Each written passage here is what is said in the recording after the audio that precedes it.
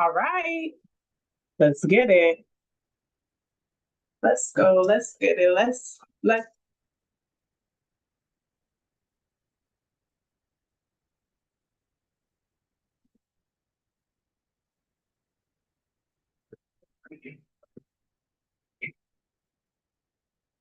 So, hey y'all. We were having some major technical difficulties. I don't know if y'all pay attention to the planets and the stars in the sky. Some people say that they believe Mercury is retrograde. I'm one of them people, but whatever you believe, we definitely have had some technical difficulties today. But you know what? Welcome to Women in Hip Hop Wednesdays. I am your hostess with the mostest, Coco Peila, multi-hyphenate hip hop artist, MC, singer, songwriter, songwriting coach, record producer, and the music midwife, the one and only. Um, okay, they're not paying me for this promotion, so I'm gonna hide it. But mm, they want to pay me though and sponsor me. I'm with it. So welcome back to the Women in Hip Hop Wednesdays podcast. You are in for a special treat. This is one of my favorite segments. This is Herstory in the Pages, where we honor the lives and legacies of women in hip hop through literature. And today we dive into chapter 4 of God Save the Queens, the essential history of women in hip hop, written by Kathy Iandoli. If you have not already gotten your copy, go ahead and trot over to the nearest independent, Black owned, women owned, LGBTQ owned, immigrant owned bookstore, snatch you up a copy. If they don't have it, request it so they can order it. The more the book gets requested, the more they can keep it in stock. And get it by hook or by crook. But for now, I will absolutely be reading to you. We're reading chapter 4, Will the Real Roxanne Please Stand Up? And last month we explored chapter 3, There's a War Going On Outside, about the iconic 1980s Roxanne Wars. And we're going to do a little bit of review for those of you all who are just tuning in, or you find this on the internet and this is the first time you've ever kicked it with us here, kicked it with me. But first and foremost, we stepped into the world of and the life of Roxanne Shanté, who was the first female MC to come for the jugular of male MCs. Not just who underestimated her, but just who thought that they wanted it, and they really didn't. No one wants it with Roxanne Shanté. To this day, she is, one of the illest to ever do it, and continue to. Today, though, in chapter 4, we're going to see her as not just the genius behind Roxanne's Revenge, not just the genius behind freestyling the entire song, The First Take, not just the courage and the boldness and the audacity to step to a bunch of dudes, the Juice Crew, and say, I think we should write a diss and you should let me do it. Not just the audacity to battle Busy Bee Starsky in 1985 at the at the New World seminar, the battle for MC supremacy. Not just, and really honestly come out victorious despite some rigged scores she got from some judges that were hating. All things that you can find out about in the last couple of episodes of Herstory in the Pages. But we're going to kind of see her and learn about her as very much a child prodigy. She was 14 years old when she cut that first record. She fast became a stage warrior. She was definitely a little Black girl, right? And a young woman navigating well, not even a young woman, but a young girl navigating fame, abuse, and the myth making that comes with the landscape of hip hop. You know, she's also an architect of the culture. There's so many things to say about her. I can't actually say enough to truly honor her legacy, but this is part of why we're diving deep today to just at least attempt to honor her legacy. As always, we're not just reading, we're reflecting, we're unlearning, and we're remembering out loud. And something to know also about Roxanne Shanté is this year at the Grammys, she was given a Lifetime Achievement Award. And the way she spoke about it in interviews was like, some people were like, weren't you mad? Like, you went for so long without being acknowledged. And she was just kind of like, no, I trust the process. Like, I know what it was that I contributed and continue to contribute. And I received my flowers, and, you know, all in God's time. So before we get into this chapter, though, I wanted to actually listen to the world premiere of Roxanne's Revenge on Mr. Magic's Rap Attack. And I want you to see her and Marl. The song Roxanne's Revenge, of course, is written by her. It's a freestyle rap off the top. And it's Molly's production. And I don't know if I'll be able to share the screen properly. So we're going to try it once. And if it doesn't work, I'll just share the sound with y'all. Some of y'all heard the a cappella version of this several episodes ago.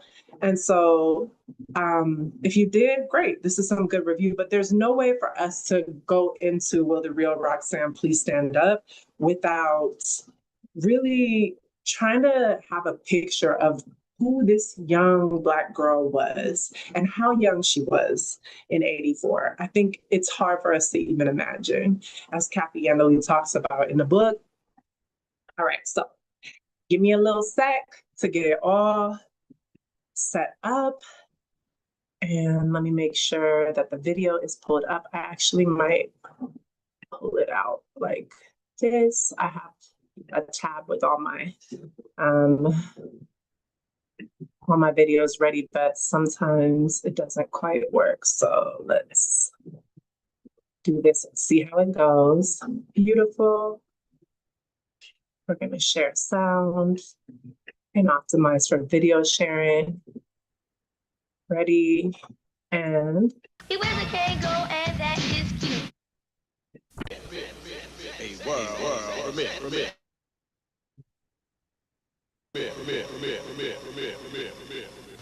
Video music box continue.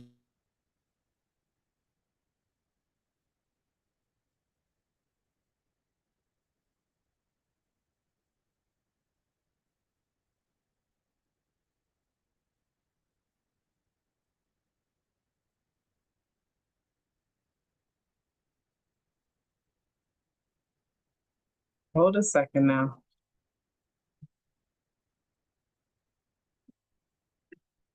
I just want to make sure.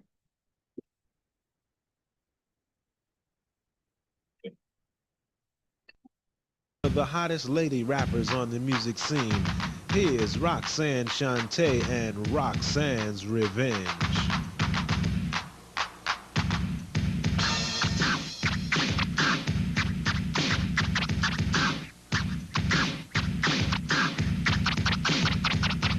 Well, my name is Roxanne. I don't you know, I just a cold rock a party and I do this show. I said I met these three guys and you know it's true. Let me tell you and explain them all to you.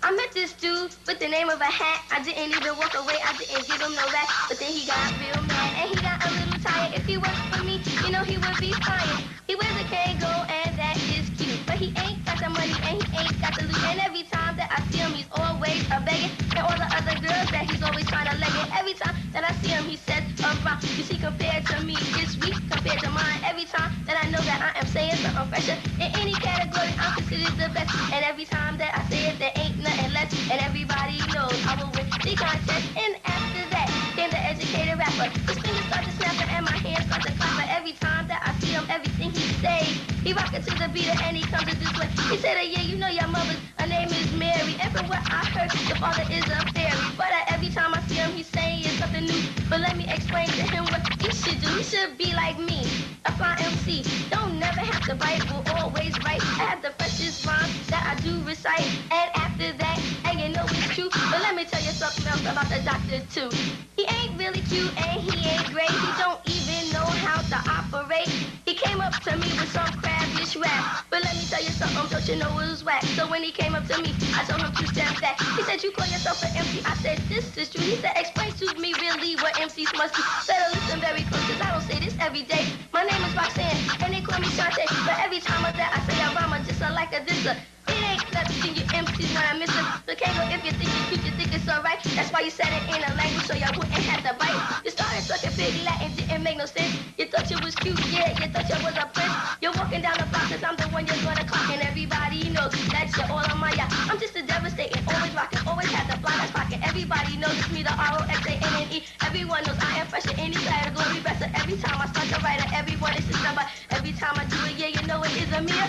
Get on the beat as you can see. So the UTFO crew, you know what you can do. Let me tell you one for me and then I'll tell you one for you. And every time you say a rhyme, just like a disser, it ain't nothing that I don't want to miss her. And if you think it's right and I'm right in your beat, well then you just better know and listen to me. Because my name is Roxanne and I came to say I rock it to the beat and I do it this way. I'm conceited, never beat it, never heard of defeated. I rock it to the beat and you know it is a meter. The Roxanne.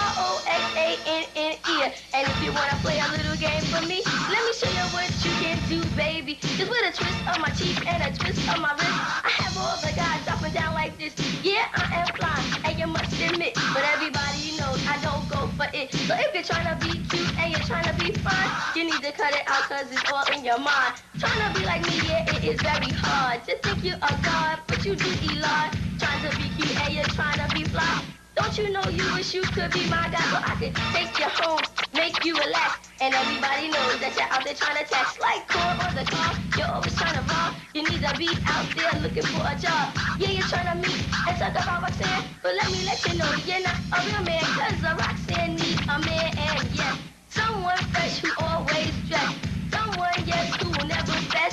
And then I'll say, yeah, forget the rest.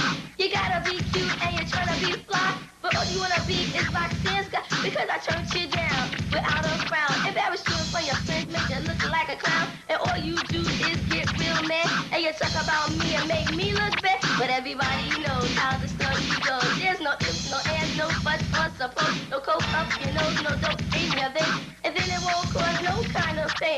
But yet it's still, you're trying to be fly. I asked you a question, I wanna know why. Why'd you have to make a record about me? The Roxanne.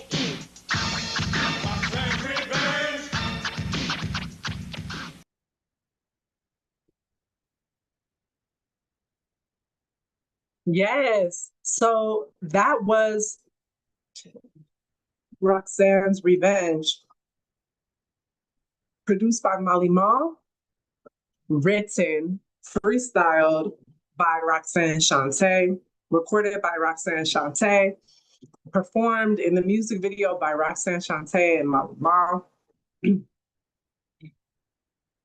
I wanted us, well, one thing to say, just as a reminder, this segment, Herstory in the Pages, and this podcast is an educational podcast. It's a history podcast. It is about critical thinking. It's about cultural commentary. It's about research, right? And so there is copywritten material such as Roxanne's Revenge, such as this book, God Save the Queens by Kathy Iandoli, but we always make sure that we credit every single artist, writer, creator, and their copywritten material, and cite our research resources, right? So this is a means of protecting and studying and educating and researching and commenting on hip hop history, American history, US history, women's history, the history of women in hip hop, Black history, brown history. There's so many different intersections of history that we are researching, that we are studying, that we are communicating and educating about. just wanted to give a little plug there to make sure you all know that we do use copywritten sources, but we always cite our sources in the video. And if we don't catch it in the video, it's always written down below in the YouTube description after we stream live. So, all right. That was Roxanne Shanté at 14 years old. And that was the world premiere of Roxanne's Revenge. If you want to go back and learn more about how the Roxanne Wars started, how the beef between the Juice Crew, Mr. Magic, Marley, Marl, Cite, and UTFO begun, you can go back a couple episodes to talk about those things. But for now, we're going to get into chapter 4. Will the real Roxanne please stand up? And that's all right. Are y'all ready? Y'all got y'all books out? We diving in. I would never think, oh, this girl has just been beaten up. I'm sitting at a restaurant on Lafayette Street in New York City, a few blocks shy of the Bowery, where the legendary CBGB nightclub once stood, and where veteran hip-hop photographer Jeanette Beckman has had her studio for over 35 years. Beckman is known for taking some of the most iconic hip-hop photographs of the 1980s, including the infamous pic of Slick Rick grabbing his crotch with a Fendi bag at his feet and a bottle of champagne in his hand. We're scanning pictures that she's taken of Roxanne Shanté over the years, searching for signs of distress. Across the street from us is the location where Beckman first shot Shante, adjacent to a parking garage that's still standing decades later. Shante is in a tracksuit, scowling at the camera, her hair slicked back into a ponytail.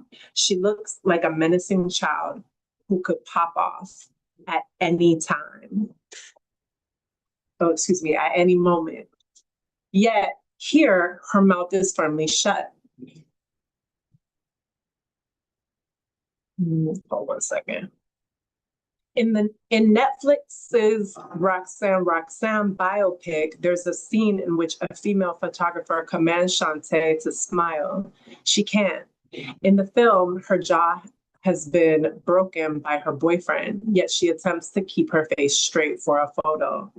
Following the biopic's release, Beckman's photo resurfaced as the real-life image from the film's traumatic scene. But Beckman isn't convinced that it's hers. Look at how swollen her jaw is, I say to Beckman, pointing to Shantae's jawline in Beckman's iconic photo. Her eye looks swollen too. Beckman shows me a second photo, this one quite the opposite of the first, and she believes this was from the same photo shoot on the same day. Roxanne is wearing a pale pink outfit with a giant deep pink bow on her head. She has a red Fila sneaker on each hand with the soles against her ears like headphones. She's smiling wide, her braces in full view, though her bite is a bit crooked. Look how happy she looks in the picture. So here we see Roxanne Shanté as both tough and joyful. Photos can definitely mislead us about a person's reality. Think about snapshots of people, about the snapshots people see of women in hip hop. They often show one moment, not the full life. Even think about, like, for example, your Instagram or, Facebook timeline or wherever if you have social media, wherever you go, you're not necessarily posting the photos of, your dirty kitchen or your dirty room or your streaked smudge makeup when you wake up or taking video footage as you and your partner argue or fight or someone is disrespectful to you. So, we know that photos can capture the essence in some ways, but they often don't tell, especially when we're talking about artists, right? It's different than like investigative journalism or photojournalism, where a journalist, a photographer is taking pictures in the moment of conflict. Hold a second. Beckman argues that maybe it was just her younger face that looked so puffy and unsure. She shows me another photo she shot of Shante a few years later, where Shante has her arms resting on the shoulders of two bent over individuals, each sporting a denim jacket with her image airbrushed on the back.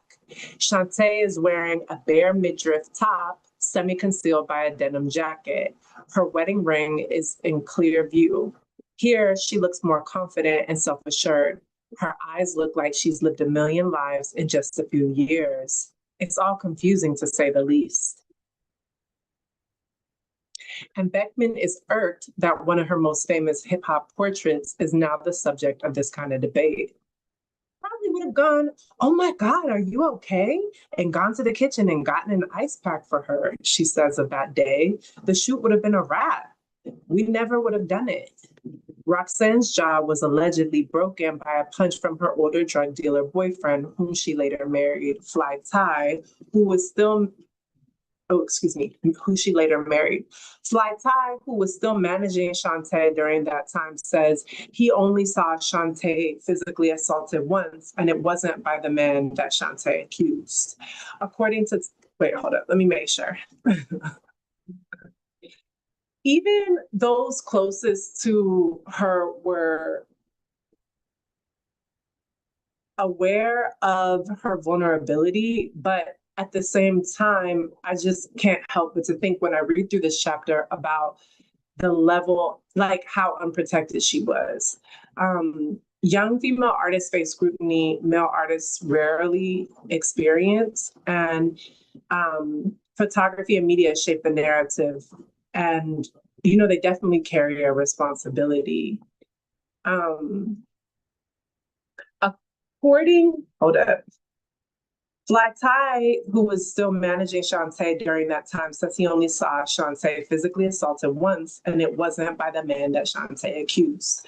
According to Ty, Shante would vanish from time to time, especially before a commitment. He recalls one very specific incident. "We have a show in Milwaukee. I'm looking for Shante everywhere. I can't find her.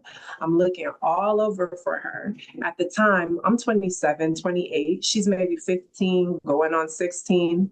Earlier, I used to take Marl's older sister, Belle, with us to be the matron for Shante. I always thought a woman's got to be with us. Little girls have little girl problems that a man don't need to be a part of. So anyway, I'm looking for Shante everywhere. I go to Belle's house. Belle says, 'Ty, I saw her with Chris.' I'm like, who the hell is Chris?" Belle explains that Chris is a drug dealer around most parts. What? A drug dealer? And he's 32 years old, mind you. I'm like 27 and I'm her guardian. So immediately I call the police. I'm in Marley's house, Marley, because they all live in the same little area in Queensbridge. I have the police meet me there. 2 police officers come. I take them to the building across the way to Shante's mother's house. The cops arrive at her mother Peggy's house and tell her that Ty says her teenage daughter is running around with a grown man. Hold a second. Her mother says, "I know, they left here together." If her mother is consenting to this behavior, then what could Ty really do? That's when I pull out my guardianship forms. I had to carry them with me all the time. Since he was managing the career of an artist who was still a minor, Ty had become her guardian because it was against labor laws to take an underage child over state lines for business. As Shante's guardian, Ty had the upper hand at this point and demanded that they find the teenager regardless of her mother's approval of the relationship. Peggy is being no help.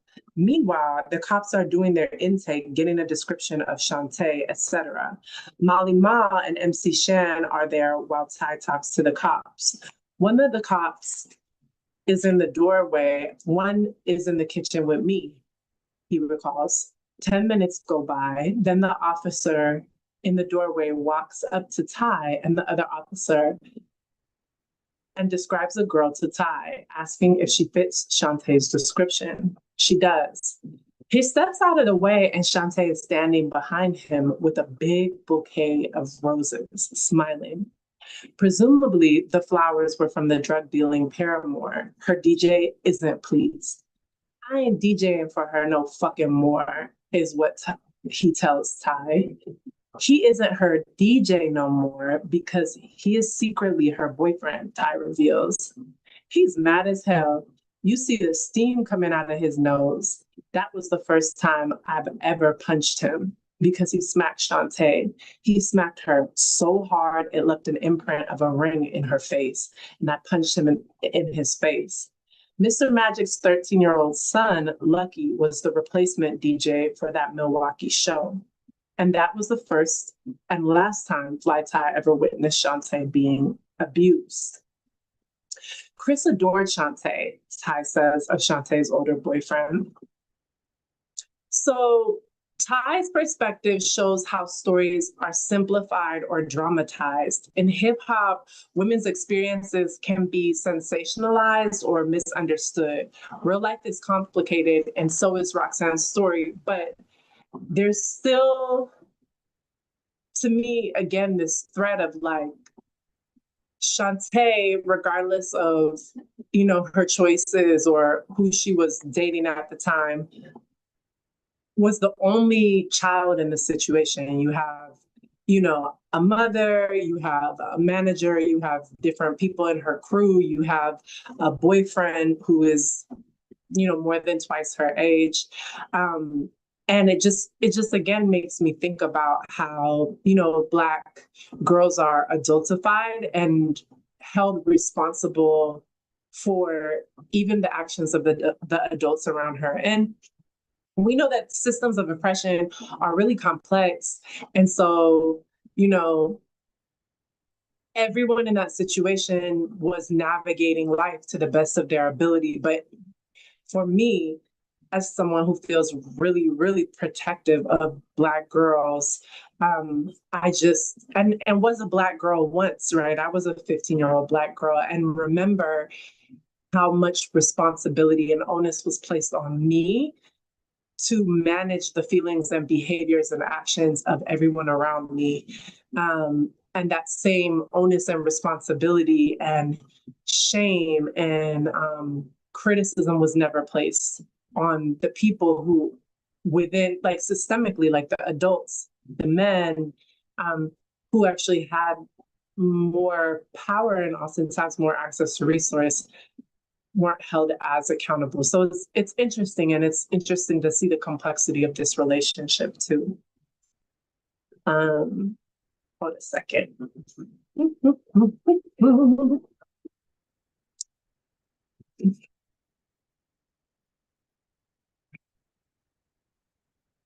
There's nobody at Code chilling or in that Juice crew who was around, whether it's Big Daddy Kane, Biz Marquis, MC Shan, who could tell you that Shante had any altercation with Chris. Chris has since passed away, making Cite even more upset that his legacy has been reduced to this questionable series of events wedged into one short biopic. Shante is slick, he says. She tried to plant the seed. Remember when Chris used to hit me? To which Ty would reply, no. I point to the biopic as circumstantial evidence to patterns of abuse. Plus, there's no trace of Ty in the film, though a turbulent character named Ray is Shante's de facto manager, a figure who in the film took advantage of Shante in many ways. She wants to galvanize women to support her, Ty says, but at the stake of what? So what about Ray? If Ray was theoretically Ty, then Ty was no better than her, right? She knew not to say my name in her mind. I didn't do anything to you, Ty, because I said it was some guy named Ray, he responds. Everybody knows I was her manager, but also everyone knows I was her manager. Everyone who knows I was her manager knows my love for her, knows how I took care of her. According to Cite, Shante took his son and daughter to the film's premiere to gauge their reaction. My daughter was furious. My son said, "Dad, people who are going to see this movie don't know you. She didn't say your name. They're going to look for somebody named Ray. We know it's not you, and you know Shante." "Yeah, I know Shante," he adds. This highlights the tension between real life and dramatized accounts, but the question is, what accounts are real life and what accounts are dramatized? As someone who wasn't there, we don't know, right? Biopics may leave out key people or invent characters, but we know that young women in hip hop are often reframed to think about it as like this. The way that, for example, Nas or Rakim or J. Cole or even Jay-Z or Kendrick Lamar get to tell their story in a really full, multi-layered, like rich way, not just I'm dope, I'm fly, I'm smart, I'm witty, my clothes are fresh, my crew is dope, I have jewels, I have money, or I have morals, or wax poetic. They also get to tell their story. And you know, something really interesting is that I've rarely ever heard anyone argue about a male MC's experience. It's rare. Even like biopics, right? Like if we think about Tupac's biopic, or we think about the Notorious B.I.G., right? People are not arguing or being like, "What? Y'all didn't include that scene where Biggie drew a gun on Lil' Kim after he had cheated on her with her family member? You're not showing the whole picture. Y'all didn't really paint the full complexity of his character, because y'all didn't show how he was dating Kim before he met Faith, and then he got married to Faith in 6 weeks, but still was dating Kim. But also Kim was a part of Junior Mafia, which he was managing, so there were power dynamics at play. Y'all didn't include the aspect where, you know, his first child's mother was much darker skinned, but he never like rapped about her or put her in videos or movies. Y'all know what I'm saying? Y'all never included the part where, you know, Tupac disrespected certain women. Like, if you go back and listen to, and I love Tupac, and I'm learning to appreciate Biggie, but like, if you go back and listen to Faith Evans' recount of what happened during the battle or the beef between Big and Pac invited Faith Evans to record on the song with him. He offered her $25,000. She checked in with Big, allegedly. According to Faith, she checks in with Big and gets his blessing. He's like, "Go get your money, I'm not tripping." She goes to the session, she records the song, but she finds out as she's recording it that the song is really disrespectful. Like, she's picking up on vibes. Then, instead of paying her there, cutting the check there, Pac insists that she come meet him at the hotel where he's at. In her recount of this happening, he's like, you have to come upstairs to get the check, or you can wait down here for a long time. She goes upstairs, and according to Faith, Pac is like, "If you want this $25,000, you have to suck my dick." That's not included in the biopic, that perspective, that experience. So like, I'm not saying I wasn't there, right? But what I'm saying is, oftentimes women's real life experiences and stories are the ones that get cut out or sacrificed so that we can appreciate the accomplishments and contributions of our male leaders and artists, right? So it's interesting, though, how it's not really up for debate. Like, I didn't hear people like, that wasn't really how Pac was. Like, Pac was a complex human being. Again, I wasn't there to know what happened that night between Faith and Pac. She says that she refused to do it. And so she never got paid for that song that she was on. And then the song comes out, and in the song, he's talking about how he has sex with her, right? Which was really more about a shot at Biggie.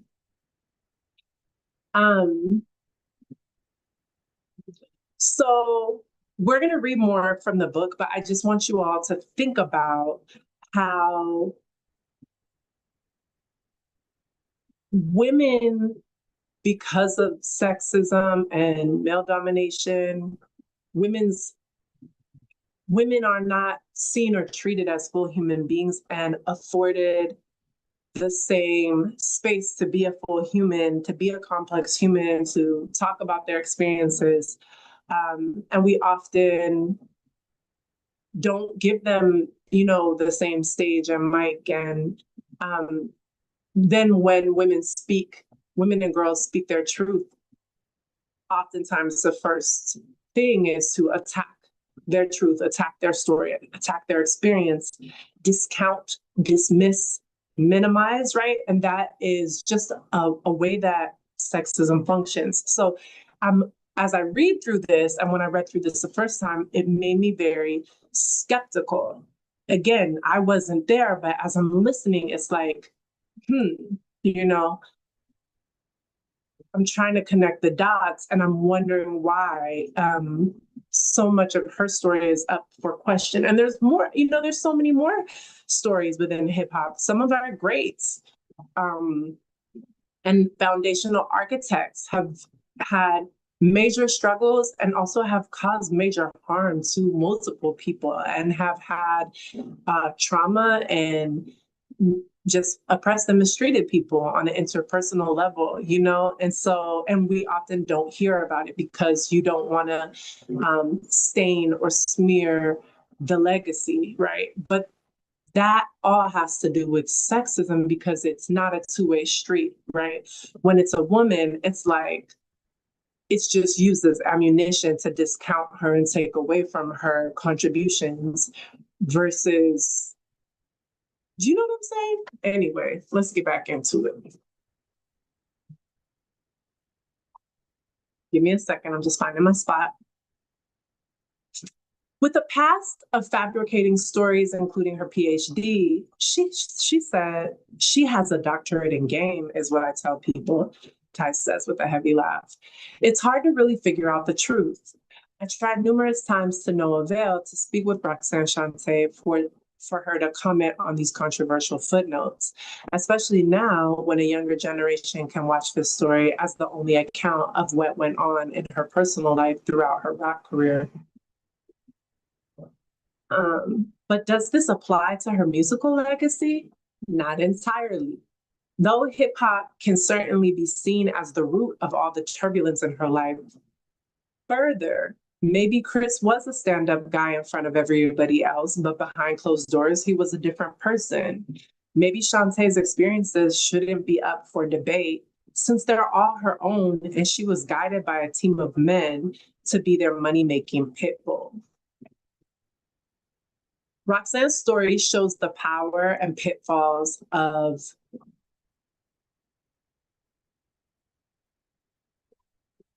myth-making.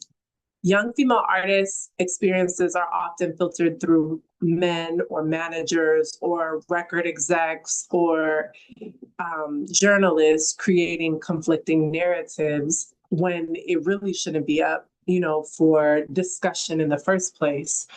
And like I said before, when that same level of scrutiny is not extended to their male counterparts. Maybe we should just get back to the music. It's hard to really process just how young Roxanne Shanté truly was, and also how so widely accepted it was to disrespect her. Hold a second. Okay. After all, she was barely 18 when Boogie Down Productions dropped the heinous line, Roxanne Shanté is only good for steady fucking, on The Bridge Is Over during the height of the beef between the South Bronx and Queensbridge. Shante later responded to BDP on Have a Nice Day, but even before that incident, she was treated like an undisciplined child by everyone perplexed by her success, especially when she was the first female rapper in history to really aim for the jugular of men who attempted to benefit from a song on disrespecting women. She's talking about UTFO's Roxanne, and Roxanne's Revenge being a response record in some ways. She herself was barely on the cusp of womanhood. In a sense, she was still an undisciplined child, albeit an outspoken and gifted one. Shante attributed her rap like she's speaking, rhyming style, to a song she would listen to as a kid with her mother, The Name Game by Shirley Ellis. Okay, so let's pause for a second. I want to just say one thing, and then I want y'all to actually see Shirley Ellis and Lincoln Chase, who were the co-writers and composers of The Name Game, because this is the thing that is so dope about hip hop culture. And for me as an MC, about hip hop music and songwriter and record producer, because hip hop culture and hip hop music is like a needle on a record player. You drop it anywhere, any genre, throughout the diaspora, outside of the diaspora, and it almost serves like I don't even know how to explain it, but it's like, it's not just music. It is, I don't want to say a tool, but it's like a technology, like an ancient technology. And so when we learn about Roxanne Shanté and what her influences were, right? And even when we think about MCing, oftentimes you'll hear MCs be like, well, the first rapper was James Brown, or the first rappers or rap came from the Dozens. You start to actually learn more about the foundation and the roots of Black African culture, brown,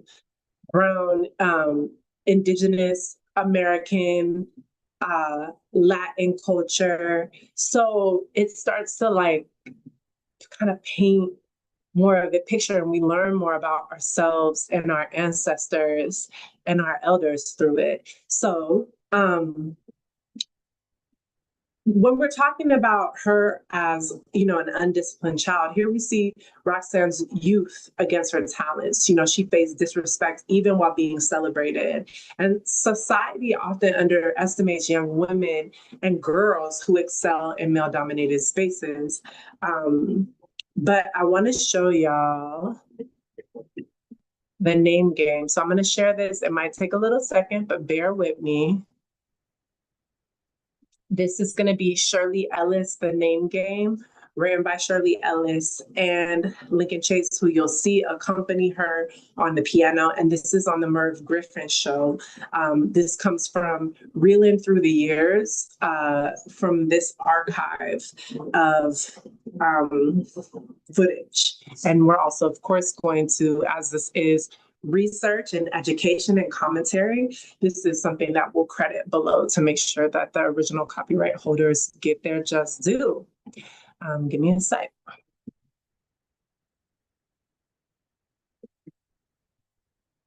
Okay, share, and let's make it bigger. This, like this. Okay, y'all ready? Oops, hold up. I guess the biggest hit of this. The young lady I promised you would come out now and sing, I guess, the biggest hit of this year. She has a marvelous thing she does, and I have a feeling she's going to do it. For example, Arthur, do you know this, The Name Game? No, I don't. See, now, for example, you would be Arthur, Bobarthur, Banana Fana, Fufarthur, Fee Fi Mo Martha Arthur. Did you know that? I didn't know it, but I'm glad I heard it. Once again, ladies and gentlemen, here is Shirley Ellis with Lincoln Chase.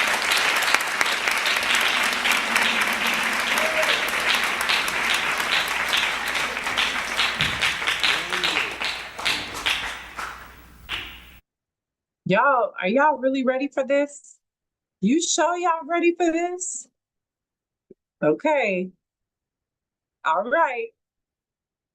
This is Shirley Ellis. And remember, as you're watching this, this is who Roxanne Shanté attributes her rap like she's talking style to. Okay. Keep it in mind as you watch. Ready? We hope you brought some difficult names tonight. We'd like to get something really difficult. We'll start with Tallulah, and then we'll get a couple. Good. Tallulah, Tallulah, Bobalula, Bonana, Fana, Fofalula, Fee-Fi, Momalula. Tallulah. Somebody else. Sissy Tweet. Sissy Tweet, Sissy Tweet, Bo Brizzy Tweet, Bonana, Fana, Fo Frizzy Tweet, Fee-Fi, Mo Mwizzy Tweet. Sissy Tweet. Any name. Huh? Evelynzy? Evelynzy, Bo Bevelinzy, Bo Nana Fana, Bo Fevelinzy, Fee-Fi, Mo Mevelinzy. Evelynzy. We can't leave Merv out. Pardon? Merv, Bo Berv, Bo Nana Fana, Fo Ferv, Fee-Fi, Mo Irv. Drop the M. Merv. I hope you'll help me. The name game. Shirley, Bo Burley, Bo Nana Fana, Bo Furley, Fee-Fi, Mo Merley. Shirley. Lincoln, Bo Binkin, Bo Nana Fana, Bo Finkin, Fee-Fi, Mo Minkin. Lincoln. Come on, everybody. I say, now let's play a game. I bet you I could make a rhyme out of anybody's name. The first letter of the name, I treat it like it wasn't there. But a B or an F or an M will appear. And then I say Bo and a B, then I say the name, then banana, Fana, and Bo. And then I say the name again with an F, very plain, then a B, a Phi and a Mo. And then I say the name again with an F this time, and there isn't any name that I can rhyme. We'll try Miss Miller. Miss Miller, Bo Miss Miller, Bo Nana, Fana, Bo Miss Miller, Fee-Fi, Mo Miss Miller. Miss Miller. But if the first two letters are ever the same, you drop them both, then you say the name like Bob. Bob, you drop the B's, or Fred, drop the S for Red, or Mary, drop the M's for Mary. That's the only rule that is contrary. Are you ready to try? Say Bo. Now Tony with the B. And Banana, Fam, and Bo. Then you say the name again with an F very plain. Then a Fee-Fi and a Mo. Then you say the name again with an M this time. And there isn't any name that you can rhyme. Everybody do Tony. Tony, Bo Boney, Banana, Fana, Bo Boney, Fee-Fi, Mo Boney. Tony. Very good. Let's do Billy. Billy, Bo Illy, Bo Nana, Fana, Bo Billy, Fee-Fi, Mo Billy. Billy. Masha, Bo Basha, Bo Nana, Fana, Bo Basha, Fee-Fi, Mo Asha. Masha. A trick with Nick. We've got Nick, Bo Big, Bo Nana, Fana, Bo Big, Fee-Fi, Mo Mega. Nick. The name game.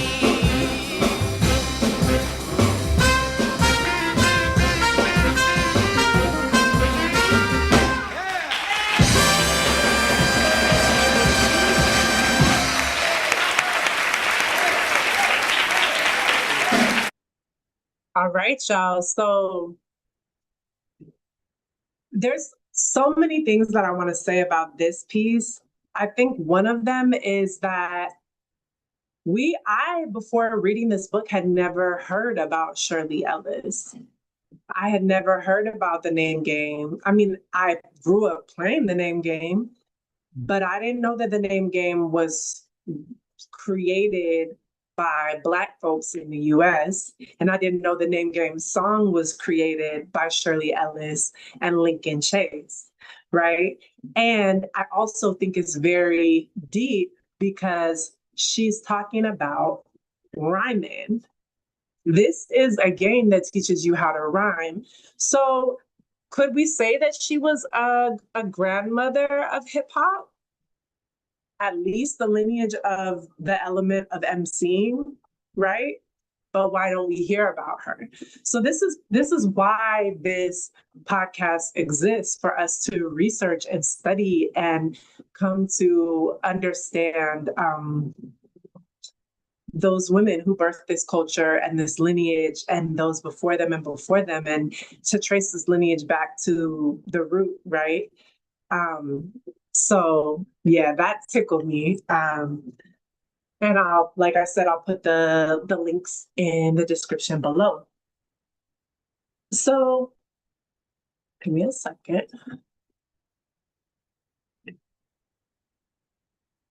A second.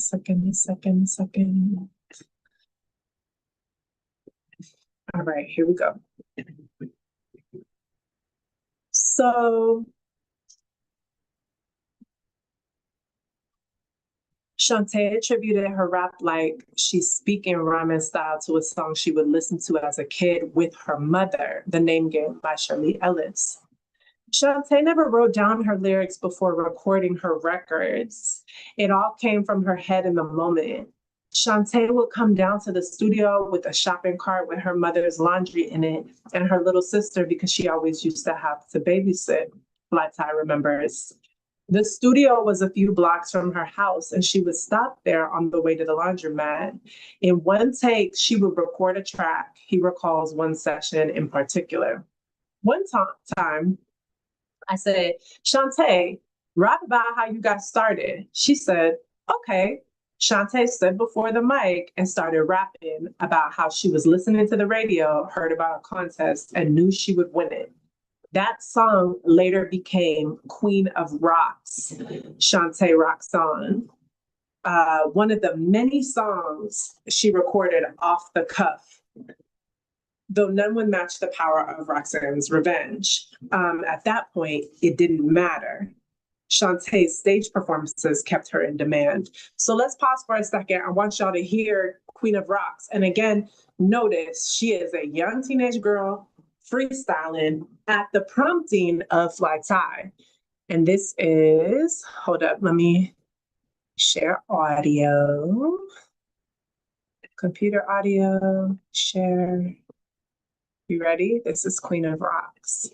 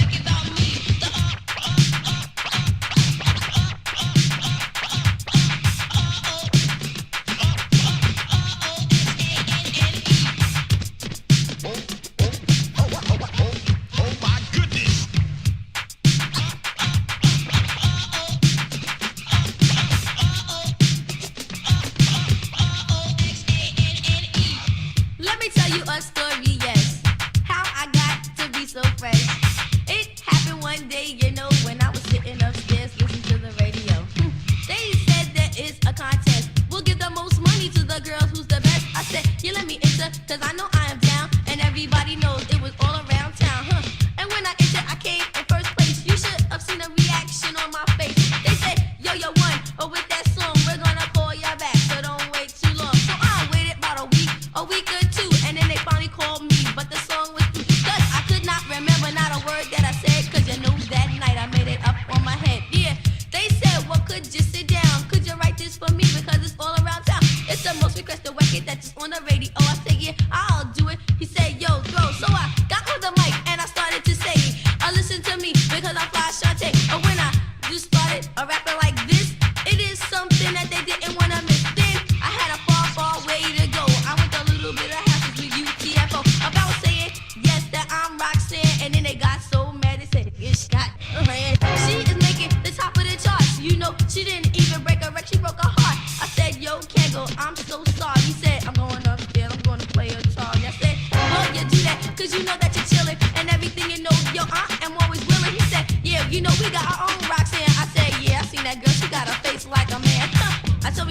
else don't you see? I had to watch my language cause I got so many beats. Now you know what else happened.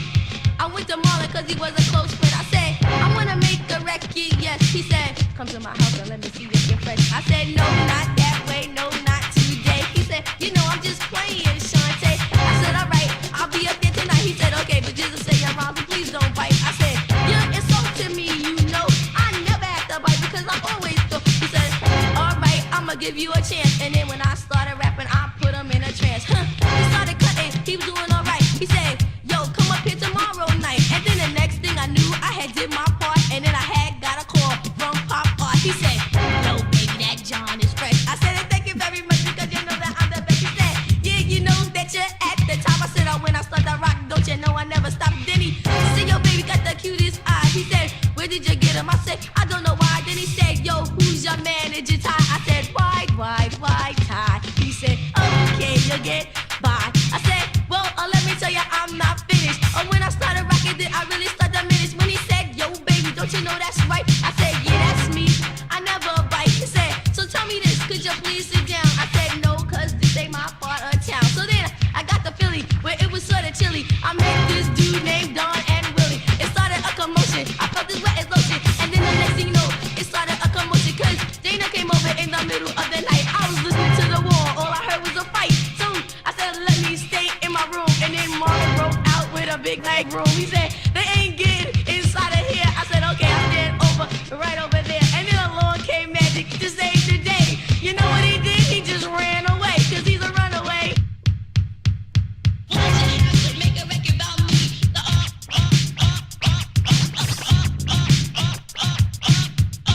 O-X-A-N-N-E.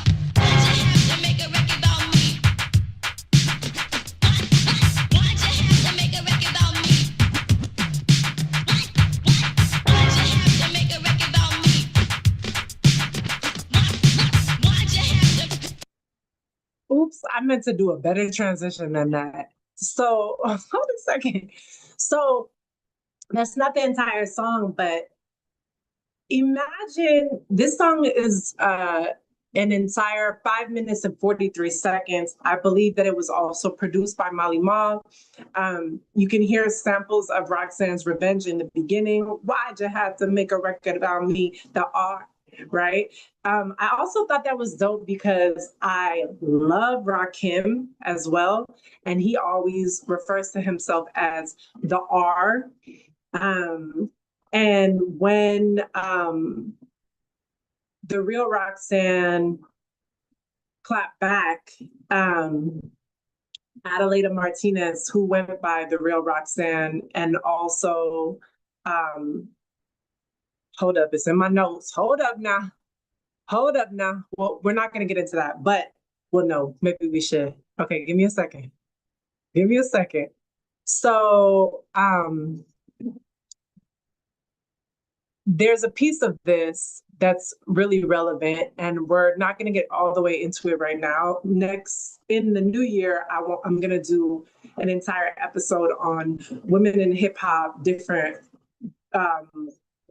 like rap beefs and battles, and the role of sexism, anti-Black racism, colorism, lookism, how those oppressions kind of interplay. But Ellis Jack was the original one to record The Real Roxanne, which was produced by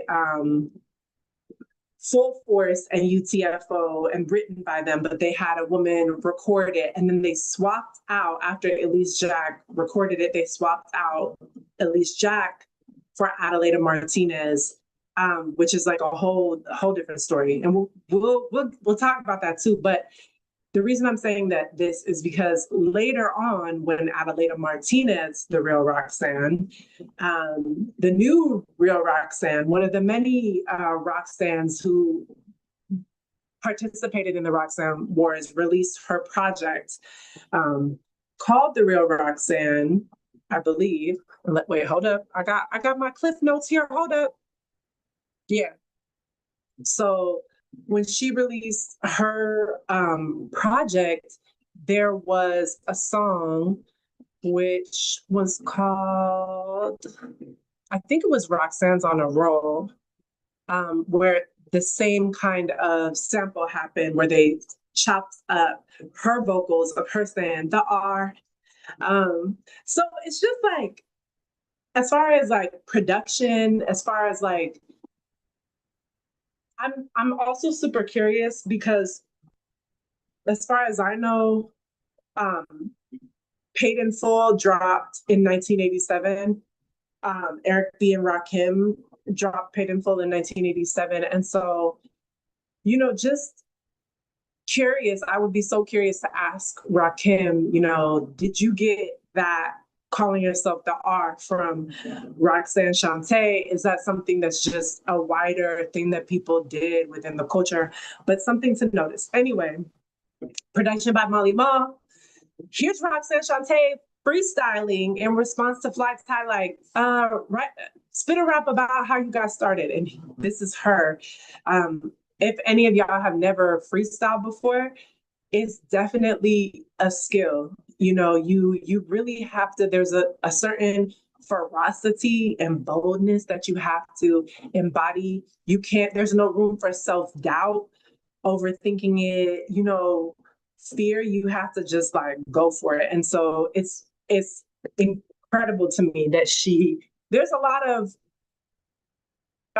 recording artists who could never, okay, just not with a 10-foot pole touch Roxanne Shanté. So give me a second. Ciao. All right. So that song later became Queen of Rocks, Shanté Rocks On, one of many songs she recorded off the cuff. Shanté's stage performances kept her in demand, touring with grown adults and quickly moving into big arenas. But she was still a kid, both in age and at heart. She still sucked her thumb in her teens, and at times, when she didn't want to get on stage, she would retreat to a corner with her thumb in her mouth. Her team would try to force her to perform, and a tantrum would ensue. That's when I learned when Shante was mad, it made her better, Ty says. The anger would charge her up, and every show became the best one of her career. You want to talk about somebody who was built to perform? She was built to perform. So Roxanne's stage presence was magnetic. Her talent was more than recordings. It was about commanding space and connecting to her audience. And Ty uses this phrase, she was built to perform. And I don't know if it's just my lens, that I project onto other Black women and girls and their experience. But to me, when I hear built to perform, and this is no shade to Fly Ty, this is just the way that I experienced it when I read it, was like, it made me think about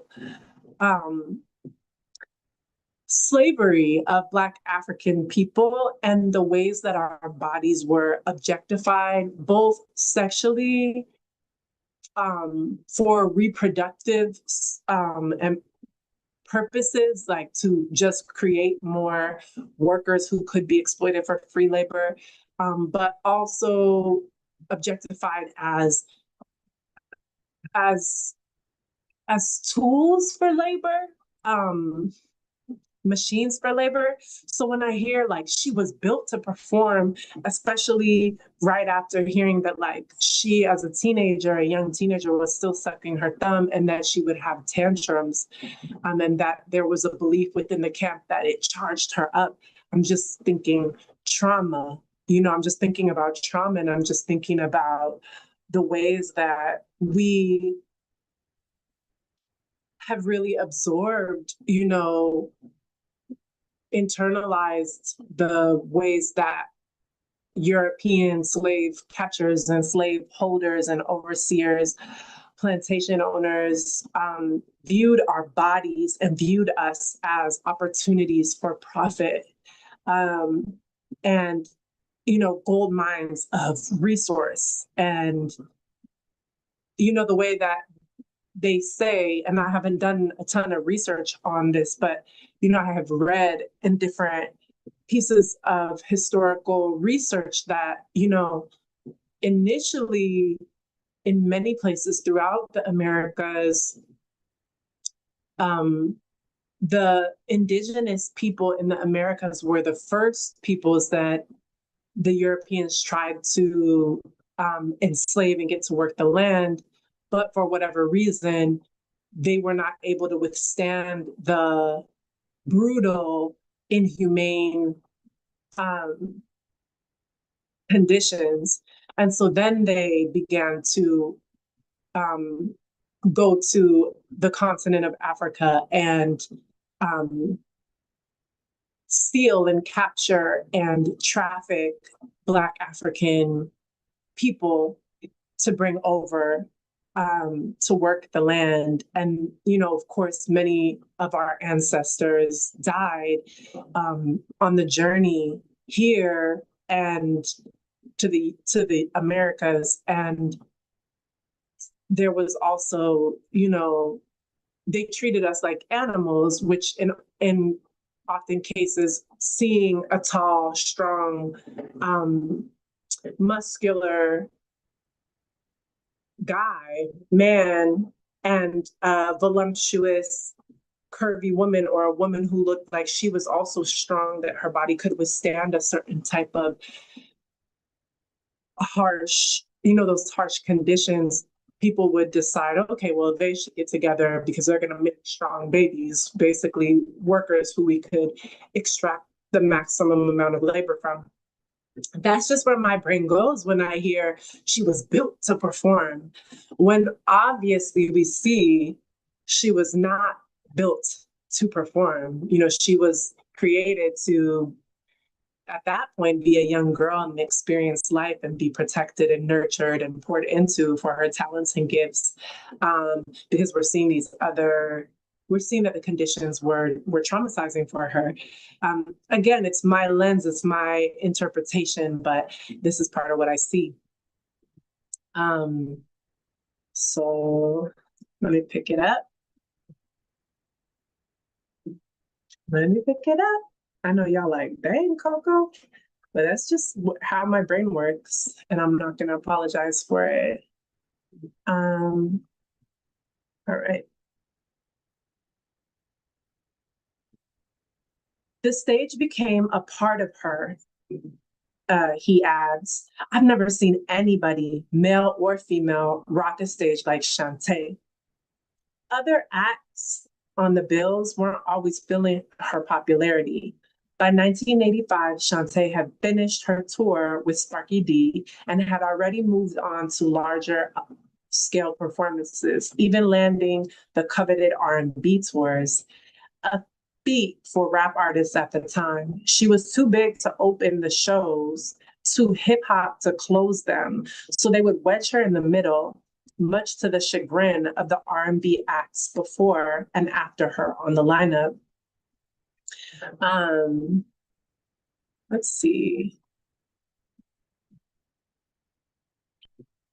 Give me a second. Shante was damned if she did, damned if she didn't. The way they would talk about this child, I couldn't believe it, Ty recalls. I ain't going on before that little bitch. Nasty stuff. Grown-ass people talking about somebody that could have been their daughter. Despite being fans of the artists talking about her, Shante took her hurt feelings to the stage. It seems like she would always catch a whiff of what they said when she would get on that stage and she would talk about them. One time, she had the whole Spectrum Arena in Philly chanting, "Fuck New Edition." The crowd bowed before the shrine of Roxanne Shanté, especially when many assumed she was a Philly native because her record label at the time, Pop Art Records, was based in Philadelphia. Eventually, her most noteworthy,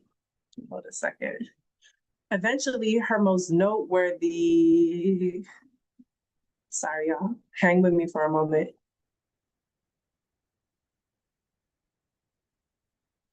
Eventually, her most noteworthy songs lost priority on her set list in exchange for more off-the-cuff improv. Rivalries were a part of her journey. Despite her youth, she navigated jealousy from other performers, and it shows the pressure young women face in competitive environments and how they turn it into fuel. And we have to give thanks to her for being for going, like breaking down those doors and going in those rooms and figuring out how to turn, lemons into lemonade in those situations so that we would then be able to go forth and be in those spaces. Give me a second. Shantae's knack for impromptu battles. Shantae's knack for impromptu battles was her greatest selling point, regardless of the opponent. Her performances had a new itinerary.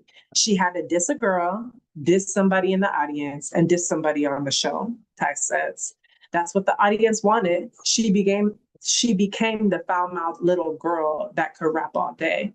Emphasis on the little girl. Shante was classifiable as a child star, complete with a fan base that was her own age, and Shante loved impressing her fans.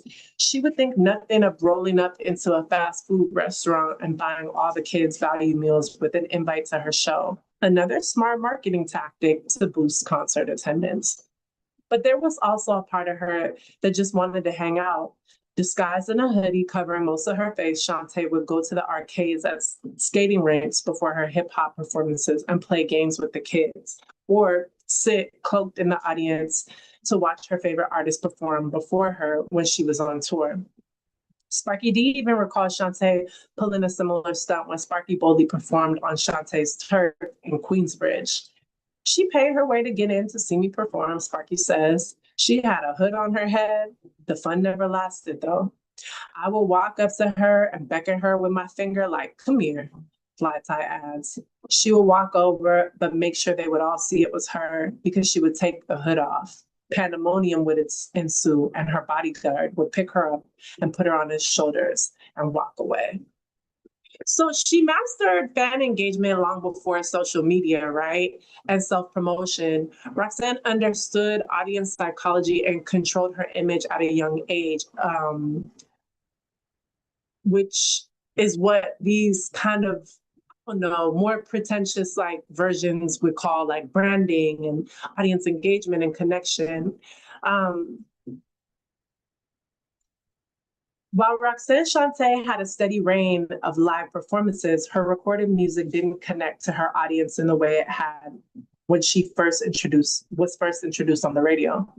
Her official debut album, 1989's Bad Sister, released on Ty's Cold Chillin' Records and distributed by Warner Brothers, was met with a lukewarm reception.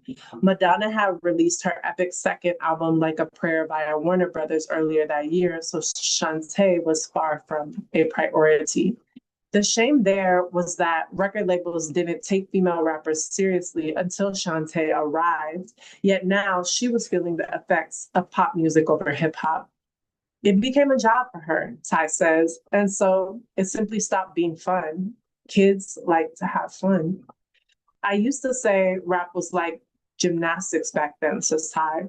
By the time you're 18, it's over. A whole new set of girls were coming.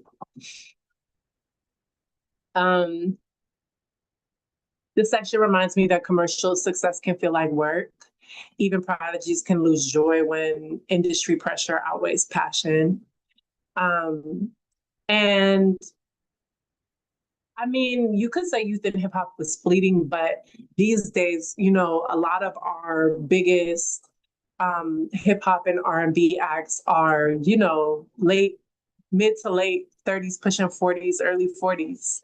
Roxanne's dominance as a teen was incredible, though, but the industry, I think this is the piece about the industry, which is like, the industry is not smart. It's not intelligent. It's greedy, and it's all about profit. And so a lot of times the people calling the shots are not connected to the culture or the people. And in it because a myriad of reasons, but if you're really deeply connected to a community and you have the relationships, then you want to see people win, and you see their purpose and you see their gift, and you're able to organize and strategize around that purpose, that destiny, that assignment, right? So I don't actually attribute the lack of visibility or commercial success of Bad Sister to it not being a solid rap album. I see it as, you know, she released Roxanne's Revenge and it sold so many copies. Like, I can't, hundreds, I believe hundreds of thousands of copies. And we're not talking streams. Matter of fact, it's in my notes from the last one, but let's look. How many copies did Roxanne's Revenge sell in 1984? Yeah, 250,000 copies in 84. And that doesn't include like the first initial wave, which I feel like was, and I hope I'm not getting this wrong, but I feel like it was like maybe 5,000 copies initially, but it was a lot that were, you know, being reproduced and sold. And the first, when it first came out, before they knew it was going to be like this crazy phenomenon, they sampled UTFO's beat. And so then once it was selling like hotcakes in the thousands, their team sent a cease and desist. And so Marley had to remake the beat. And so that remade version that was put out, like formally put out, then went on to sell 250,000 copies. But I know that Roxanne Shanté in her interviews also talks about the numbers, but we have to think like, this is before streaming. This is not streams. This is not you hook up with a streaming service that helps, you know, that has a bunch of computers that play your shit over and over again so that it looks like it has bigger numbers, and that boosts it. And then the algorithm takes notice and then it gets on playlists. This is not that. This is not digital downloads. This is not a major label pushing something out. This is a cultural phenomenon. This is the genius of a young Black girl linking up with, you know, some brilliant artists and cultural, you know, entrepreneurs as well. And this is hard copies. These are hard copy cassettes when we talk about being sold in the thousands. So it's definitely absolutely incredible. So I feel like understanding that, then it's what I don't see in this part of her story. I don't see people, gatekeepers, tastemakers, musicians stepping in to nurture her gift, genius, and talent. I don't see folks coming in and saying, whoa, you are a marketing genius. You are out here rapping your ass off. What do you mean most of your records you have freestyled off the top? You're birthing a new aspect of hip hop culture with battles. Your stage presence is unmatched, out of this world. Let me support you.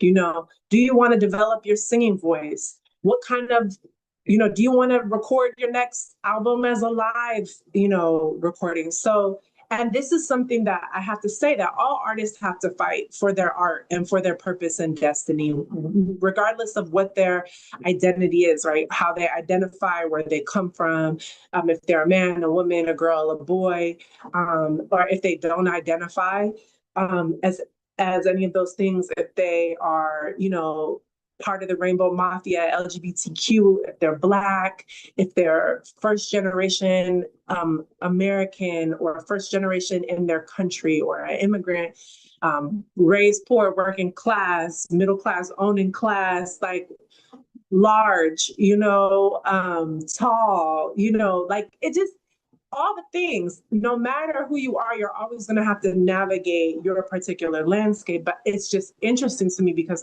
what I see is a different kind of thing. Like, what would it have been like if she were a boy? She wasn't a boy. She was a young Black girl, and thank God she was, because she gifted us from that perspective and from that walk and that lens. But would she have been supported more, protected more, given more information about how to own, more of her work, how to access? Would she have access to lawyers? Like, what would the situation be? And would the men around her be relating to her as a gold mine to be mined, or would they be like, yo, you got something that we need to protect and cultivate, right? And so I just think about all those pieces. Big shout out to Roxanne Shanté and what she did for us. So I got a couple questions for y'all, and then we'll wrap for today. How does Roxanne Shanté's story challenge the way that we view female hip hop artists' lives in hip hop? How do you handle your own narrative when others try to control it? Who in your community is stepping into spaces where they're underestimated, like Roxanne Shanté? And, how can you specifically honor that, acknowledge that, and support them as they do it?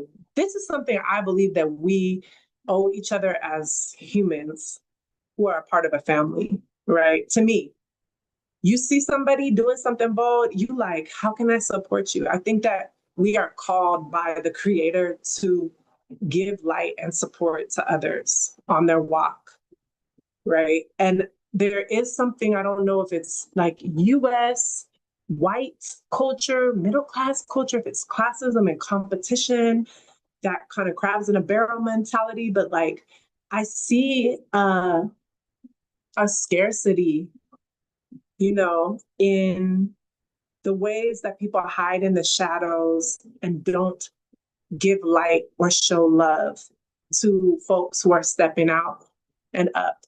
And I do think it comes from a place of insecurity, and it comes from a place of scarcity. When you don't feel like you have enough, you feel scared to share a light. But the thing is that light begets more light. Love begets more love. When you show love, you're not gonna empty out your, these are resources that are renewable. So when you show love, it creates more love within you. It's not like you're gonna be empty. It's not like when you shine the spotlight on someone else, now you're in the darkness. And I don't want to use light and dark as far as like anti-Black or veiled racist phrases. There's beauty and power and goodness and all colors in the darkness, right? But I do think that we're in somewhat of like in the social media visible world, there's like a pandemic of like showing love, and so it's not just about secretly seeing someone doing something bold. It's about showing love out in the open, and it's good for you too. But it's also, I think that it's kind of like our duty to one another. What can we learn from her improvisation, performance skill, and stage presence? Talk to me in the comments. And then finally, we are headed into I don't know if I have all of them on me, but we're headed into the, I do have a bunch of them on me. We're headed into the holiday season, at least in the West. And a lot of us are choosing to divest from corporations who are invested in starving us and our neighbors and our family members. And period. Corporations who are aligned with fascism or authoritarianism, and more plainly, corporations who have aligned themselves with greed and power and not humanity and not community. So a lot of us are divesting from that.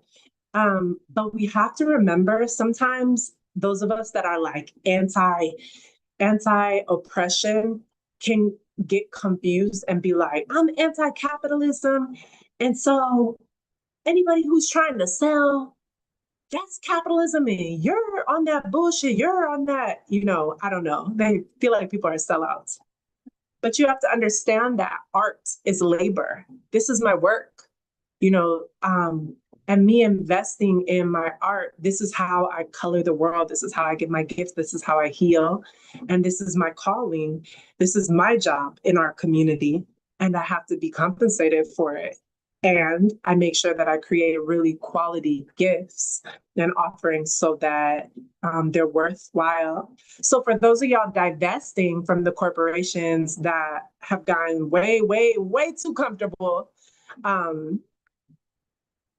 taking tax breaks and, happy to have elders and young folks and disabled folks and houseless folks and basically our most vulnerable family members in our community go without food and healthcare and shelter.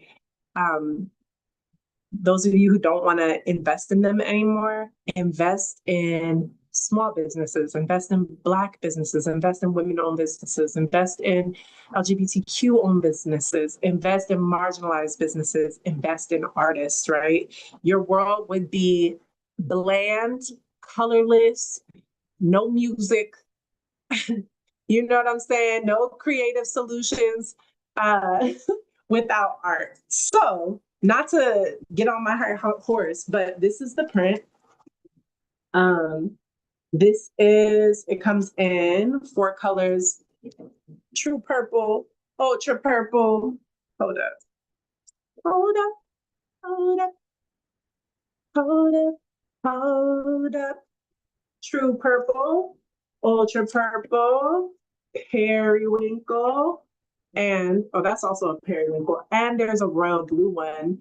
And this beautiful design, some of these already got names on them because they're already getting ready to get shipped. But these are designed by China Brown. We collaborated together on this, and on the back is a QR code that helps you download my latest song, the Love Me All Acoustic, which is an acoustic with just vocals. Dang, maybe I need to, am I still sharing? Let me share some audio, hold up. Maybe I need to, hey now, play a little bit of the Love Me All Acoustic in the background. Okay, hold up.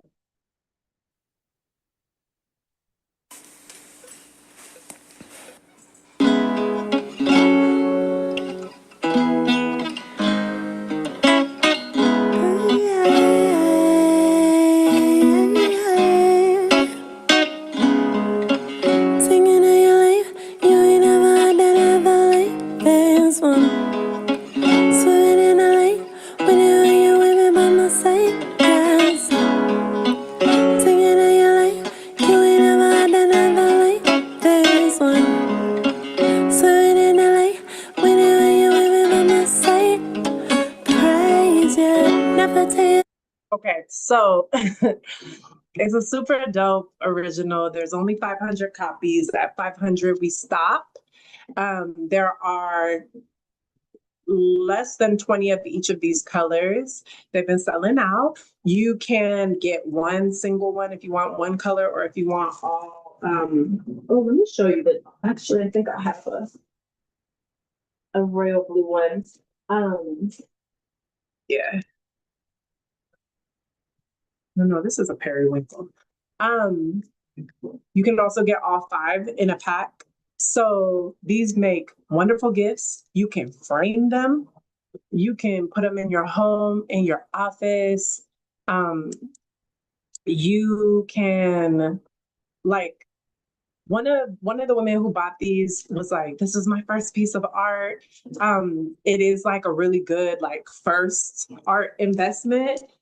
everybody from the guitarist to myself to the visual artists, all Black artists, and each person involved gets a royalty from this. So it's not just to me and to my business expenses, it also goes to every collaborator. Plus, you get the song and you get a ticket to the listening party with me, which we have weekly online. And then once in a blue moon, we have it in person. So you can go to cocopeila.com/the print to get your copy. And yeah, that's it. Hold up. So I want to say to y'all, thank you for joining Herstory in the Pages, one of my favorite segments of Women in Hip Hop Wednesdays, the Women in Hip Hop Wednesdays podcast. Again, the book we read was God Save the Queens by Kathy Iandoli. We read chapter 4, Will the Real Roxanne Please Stand Up? This is history, research, commentary, education. And this is for the culture, for us. We'll be back next week, 12 p.m. Eastern, 9 a.m. Pacific. Until then, keep building, keep rhyming, keep creating, keep dancing, keep remembering. I love y'all. For real, for real. All right. Peace.